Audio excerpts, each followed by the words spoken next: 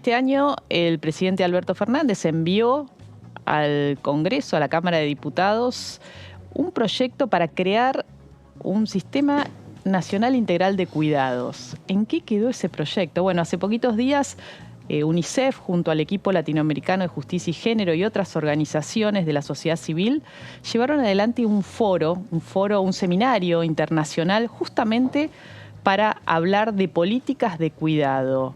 Y estamos con dos de las impulsoras de este seminario internacional, con Natalia Gherardi, abogada, directora ejecutiva del equipo latinoamericano de justicia y género, y con Laura Pautasi, investigadora del CONICET y socia fundadora también de ELA. Dos recontra especialistas en este tema. Así que un lujo para mí tenerlas en Punto Género. ¿Por qué es importante? Vamos a empezar, sabemos quienes venimos acompañando esta agenda, que a veces es difícil explicar de qué se trata una política nacional integral de cuidados. ¿Por qué es necesario? Vamos a empezar por ahí. Bueno, es necesario porque la forma en que organizamos nuestra vida cotidiana condiciona fundamentalmente aquello que podemos hacer, que tenemos que dejar de hacer y cómo lo hacemos. Cómo organizamos nuestro día a día, la gestión de nuestras familias, de nosotras y de nosotros mismos, de las personas más jóvenes y de las más grandes dentro de la familia. Esa gestión de cantidad de cosas invisibles que tienen que ver con la alimentación, la atención de la salud, la emocionalidad, el descanso, la vestimenta, el ocio, la diversión, la educación, todo eso se gestiona de maneras casi invisibles, casi que pasan desapercibido, pero en realidad se gestionan con las manos y el trabajo de las mujeres. Se gestiona principalmente al interior de las familias y dentro de las familias en un trabajo que recae en más del doble de tiempo en las mujeres que en los varones que tienen las mismas responsabilidades. ¿Cómo podemos trabajar? ¿Cómo podemos gestionar eso? Bueno, a quienes tenemos mayor posibilidad económica, compramos algunos servicios privados, pagamos trabajo de casas particulares, pagamos transporte, pagamos escuelas de doble jornada, pagamos personas que trabajan en la atención directa de otras, pero quienes no lo pueden hacer, lo cargan sobre sus espaldas. Las políticas públicas de cuidado vienen a responder a esa necesidad, a brindar un marco básico de derechos en igualdad para que las personas tengamos más opciones para resolver todas esas cuestiones cotidianas. ¿Qué se debería hacer, digamos, frente a este escenario que sabemos que las mujeres mayoritariamente nos hacemos cargo de las tareas de cuidado, domésticas, con la sobrecarga que eso hace, con que nos saca del mercado laboral, ¿no? Porque en definitiva muchas hacemos malabares y otras no pueden y se quedan en su casa cuidando, y eso hace que no puedan tener autonomía económica. ¿Qué tiene que hacer el Estado? ¿Cuál es la respuesta que tiene que dar para conformar este sistema integral de cuidados?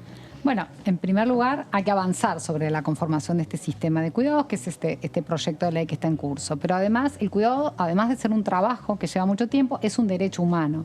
Y como es un derecho humano, va a activar las obligaciones por parte del Estado. Obligaciones que tiene de proveer, de proteger y de garantizar el ejercicio de este derecho, que lo hemos definido como el derecho a cuidar, a ser cuidado y al autocuidado.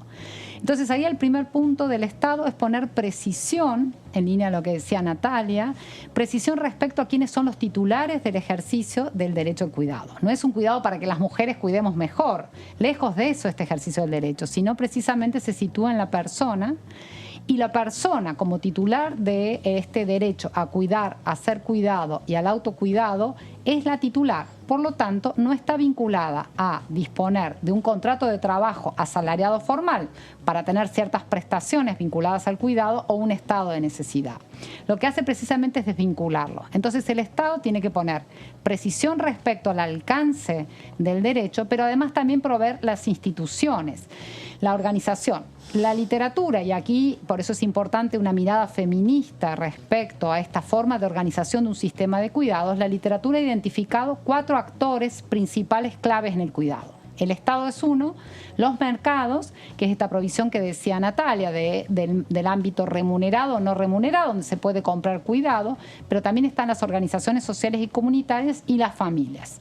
El problema es que dentro de las familias centralmente recaen las mujeres. Entonces, acompañar un proceso de provisión de elementos para cada persona pueda ejercer este derecho a cuidar o a ser cuidado, y también el autocuidado, es una obligación del Estado.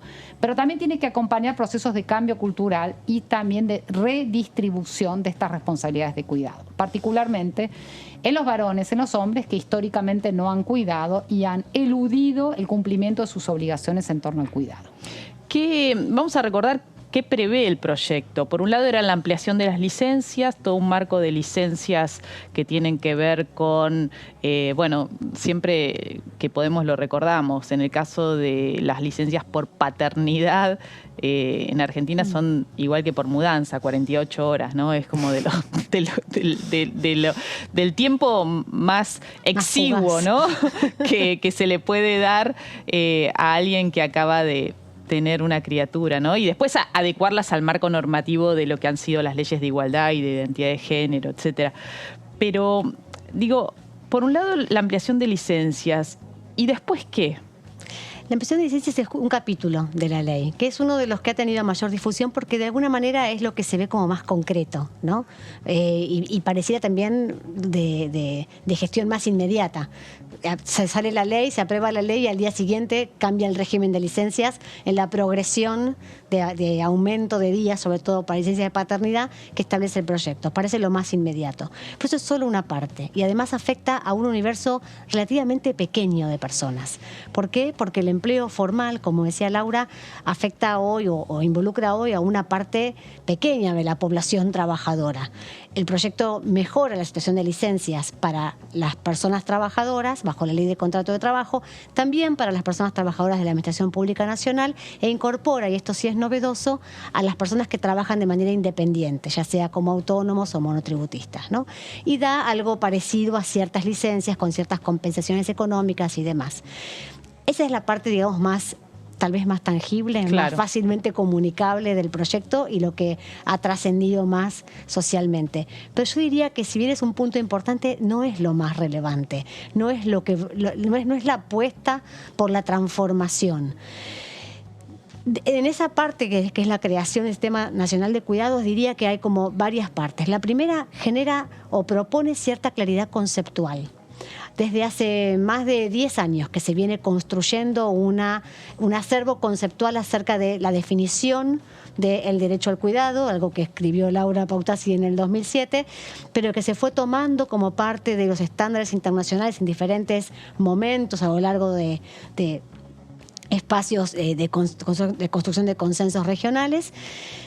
Y esta ley lo que hace es agarrar ese material y convertirlo en una ley clara, precisa, específica y además reconocer sobre la base de qué principios está asentado. Eso de por sí ya es muy importante, porque tener claridad conceptual sobre qué es el cuidado, qué significa el derecho al cuidado, cómo se definen a partir de ahí las obligaciones de hacer y de no hacer del Estado, cómo se deben articular desde ahí los roles del Estado Nacional y también los estados provinciales, que también tienen responsabilidad sobre la provisión de políticas de cuidado. Toda esa parte conceptual es muy central y es muy también cumple también un rol pedagógico, ¿no? Muchas leyes cumplen ese rol pedagógico también de poner sobre la mesa con claridad aquello que queremos que sea una política pública. A partir de allí después se concentran algunas poblaciones específicas.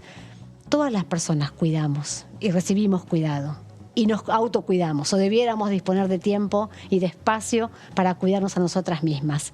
Pero la verdad es que hay algunos momentos de la vida, algunas poblaciones que requieren tal vez de mayor intensidad en esa necesidad de cuidado.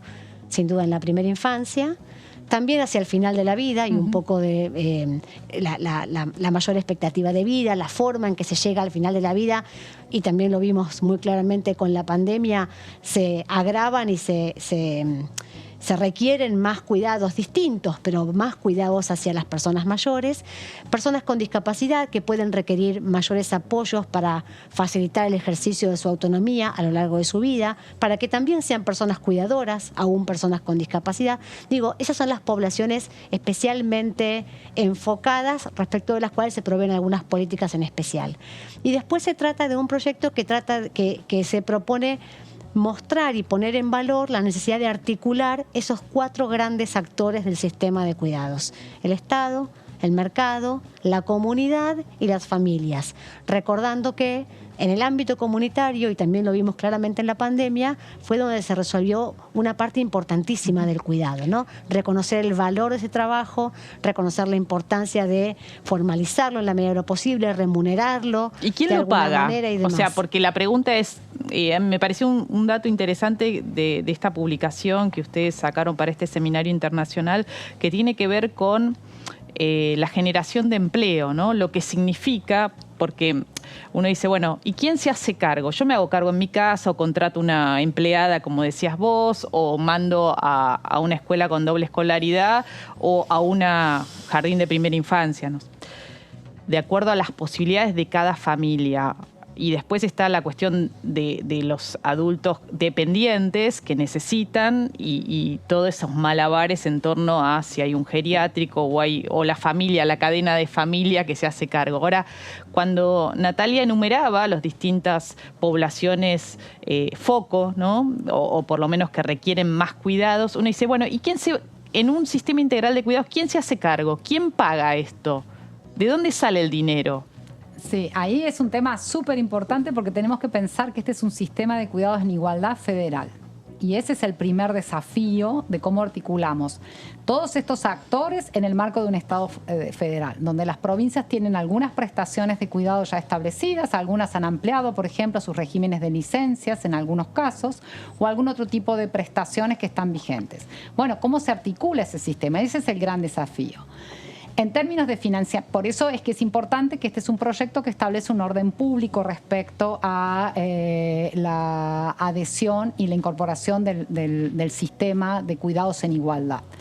El otro aspecto importante es el financiamiento, y este ha sido un tema importante, porque como vos decís, bueno, cuando ponemos y pensamos que tienen que estar remuneradas las trabajadoras de cuidado hoy no remuneradas. La ley lo que está fijando es un piso importante y un efecto performativo respecto a este reconocimiento. Luego hay que ir adecuando. La ley da un paso importante respecto a situar ciertas prestaciones y ciertas prácticas en líneas de remunerar los cuidados, pero también de establecer estas distintas poblaciones y el alcance de las prestaciones para cada una de estas poblaciones prioritarias respecto a esto.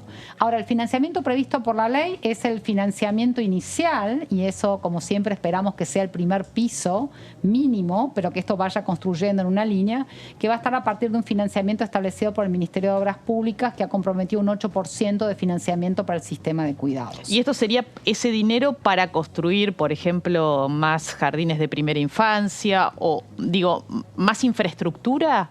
Sí, y no solamente infraestructura, porque ahí hay un punto importante para definir y tiene que ver con las agendas políticas y también las agendas locales o subnacionales, que tiene que ver que no todo es cuidados, entonces tenemos que precisar a qué implica que es cuidados, cuáles son las competencias de cada uno de los sectores. Porque lo que tenemos que tratar de evitar es que bajo este manto de cuidados empecemos a eludir responsabilidades que históricamente ya estaban, en términos, por ejemplo, de infraestructura de salud o infraestructura educativa. Entonces ahí hay que construir esta agenda respecto a cómo construimos esta infraestructura. Por eso el efecto performativo de la ley de establecer con claridad no solamente qué es cuidado, sino también los estándares de derechos humanos. Y ahí, por ejemplo, la calidad es central. Calidad que no tiene que estar solamente en la infraestructura, sino dotar de personal profesional para atender. Los dobles estándares son muy comunes en las prácticas de cuidados. Tenemos muchas jurisdicciones de Argentina que tienen un doble estándar de instancias, o por ejemplo, en el caso de primera infancia, de jardines de infantes del sector educativo con profesionales y jardines comunitarios o centros de desarrollo infantil sin profesionales. Entonces ese es un doble estándar de calidad. En la Ciudad de Buenos Aires pasa eso, ¿no? Una de las jurisdicciones. Buenos Aires es una de ellas. Sí. Y otras también. Entonces ahí la ley pone claridad respecto a estos estándares, pisos mínimos irrenunciables, como es una ley que está planteada bajo un enfoque de derechos humanos, lo que rige también es el principio de progresividad y de no regresividad. Entonces el financiamiento es importante, es un primer paso donde la infraestructura está, pero no es solamente para infraestructura, y ahí lo que se solicita, y eso va a ser parte del empuje que ojalá una vez aprobada esta ley tenga, es que las jurisdicciones pongan sus mayores esfuerzos para articular el sistema. Bueno, tema complejo y lamentablemente, a pesar de que fue uno de los proyectos que se anunciaron en la Asamblea Legislativa, en la apertura de la Asamblea Legislativa, y después, posteriormente, el presidente envió al Congreso, no se trataron, ¿no? Este año quedó completamente afuera de la agenda legislativa. No sé si en estas semanas que quedan habrá algún cambio. De hecho, el 8 de noviembre hay un foro regional de la mujer acá en Argentina que el gobierno argentino es anfitrión y va a recibir a referentes de distintos gobiernos con el eje puesto en la agenda de cuidados. Así que esperemos que por ahí, tal vez ahí se le dé impulso para finalmente abrir el debate y lograr la sanción de esta ley tan necesaria. Muchas gracias. Un placer. Muchas gracias.